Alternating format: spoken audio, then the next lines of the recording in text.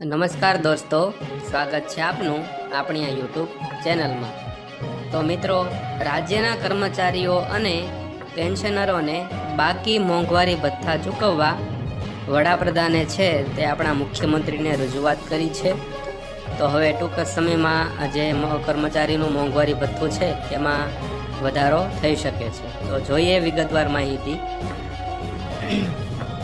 નટુભાઈ ત્રિવેદીએ ગુજરાત રાજ્યના કર્મચારીઓ તેમજ પેન્શનરોના લહેણા મોંઘવારી ભથ્થા ચૂકવવાના પ્રશ્નો દેશના વડાપ્રધાન નરેન્દ્ર મોદી અને ગુજરાતના મુખ્યમંત્રી ભૂપેન્દ્રભાઈ પટેલની પત્ર પાઠવી મોંઘવારી ભથ્થું તાત્કાલિક ચૂકવવા રજૂઆત કરી છે।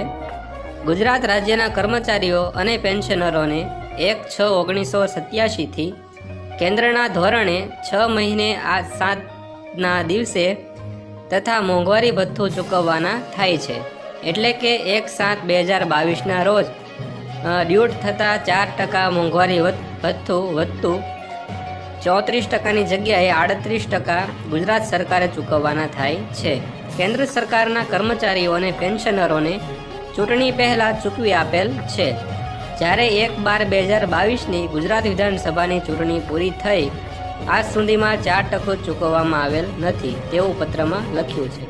તેઓએ જણાવ્યું છે કે ડિસેમ્બર 2022ની વિધાનસભાની ચૂંટણીમાં કર્મચારીઓ અને પેન્શનરો તથા તેના પરિવારજનોએ વર્તમાન ભાજપ સરકારને જંગી બહુમતીથી છૂટી કાઢેલ છે, ત્યારે ગુજરાતમાં જ્યારે 156ની અદ્ભુત જંગી બહુમતી મળી હોય તે દિવસે હવે ચૂકવી આપવામાં આવશે।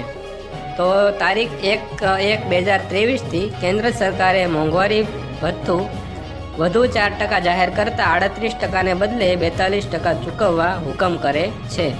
તે તફાવતની રકમ પણ ગુજરાતના કર્મચારીઓને પેન્શનરોને તારીખ 1/4/2023થી 3 માસના એરિયર્સ સાથે ચૂકવાઈ જાય તેવી રજૂઆત જિલ્લા પંચાયત કચેરી કર્મચારી મંડળના પૂર્વ પ્રમુખ નટુભાઈ ત્રિવેદીએ કરી હતી।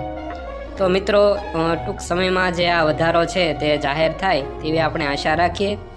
સાથે રાજ્ય કર્મચારીઓને જે આ લાભ છે તે મળવાપાત્ર રહેશે।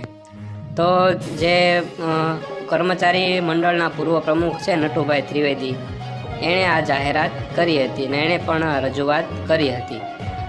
તો મિત્રો, વિડીયો અંત સુધી જોયો તે બદલ આપનો ખૂબ ખૂબ આભાર। જો તમને વિડીયો સારો લાગ્યો હોય લાઈક કરજો અને ચેનલને સબસ્ક્રાઈબ કરજો।